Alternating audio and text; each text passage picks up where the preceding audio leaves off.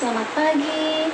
Seperti biasa, sebelum melakukan aktivitas kita hari ini, kita akan mendengarkan renungan pagi dari Ibu Sitanggang. Sebelum mendengarkan renungan pagi kita pada pagi hari ini, kita sama-sama berdoa.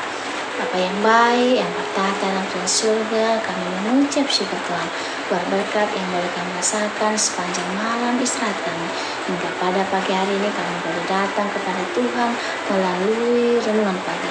Tuhan berkati firman yang kami dengarkan boleh membawa perubahan dalam kehidupan kami. Berkati kami sepanjang hari ini. Lindungan Tuhan, berkat Tuhan boleh menjadi bagian kami. Dalam nama Yesus kami berdoa. Amin. Baik, sebelum saya melanjutkan dengan pagi kita pada pagi hari ini, teman-teman boleh tekan tombol like dan subscribe. Jangan lupa loncengnya, sehingga saya lebih semangat lagi dalam menyampaikan firman Tuhan dan teman-teman dapat memperoleh renungan pagi setiap pagi dari saya. Terima kasih, Tuhan memberkati. Judul renungan pagi kita pada pagi hari ini adalah di luar lingkaran pergaulan. Saya ambil ayatnya dari Lukas 14 ayat 14. Dan engkau akan berbahagia karena mereka tidak mempunyai apa-apa untuk membalasnya kepadamu. Sebab engkau akan mendapat balasannya pada hari kebangkitan orang-orang benar. Status keluarga yang mengadakan resepsi biasanya terlihat dari daftar undangan. Apakah tamu yang datang kebanyakan selebriti, pejabat, atau pengusaha besar? Kemungkinan besar pasangan yang menikah juga berasal dari kalangan yang sama. Begitu pula sebaliknya. Jika daftar undangan yang dipenuhi warga dari kalangan biasa, maka keluarga mempelai pastilah dari keluarga biasa pula. Mengapa? Selain karena pergaulan mereka juga di kalangan tersebut, tidak semua orang merasa nyaman berbaur dengan orang-orang dari kalangan yang berbeda. Yang dari kalangan biasa tidak nyaman berada di antara pejabat. Dan dari kalangan jet set tidak nyaman berada di kalangan menengah ke bawah.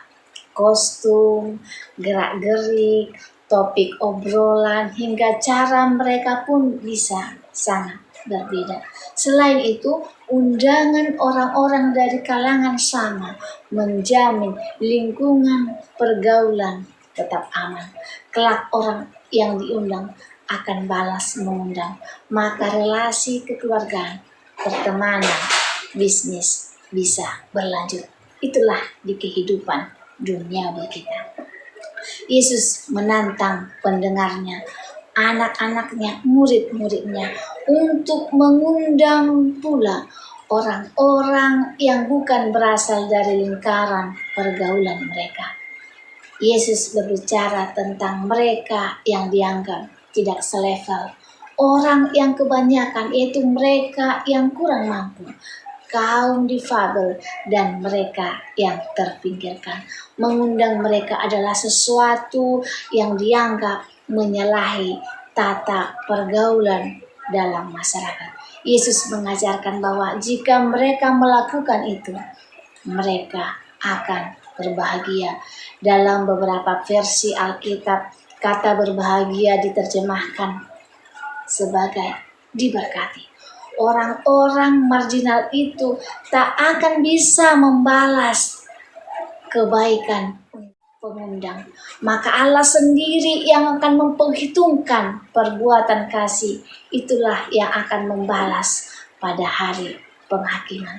Ini melalui renungan pagi, kita diingatkan untuk tidak memilih-milih pergaulan atas berdasarkan status, prestasi, kekayaan. Pergaulan hanya akan berpusat pada hal-hal di atas, tidak menjadi berkat bagi orang lain maupun bagi diri kita sendiri. Tidak salah untuk berteman dengan kalangan tertentu, akan tetapi membangun tembok, yaitu membuat penyekat yang satu dan menjauhi yang lain, menyambut yang satu dan menjauhi yang lain, serta berdasarkan persyaratan dunia bukanlah hal yang dikehendaki Kristus. renungan bagi kita pada pagi hari ini luar biasa. Bagaimana kita mengundang orang ke gereja. Jangan lihat status mereka. Mengundang orang ke pesta ulang tahun kita. Tuhan katakan, ubahlah cara pikirmu.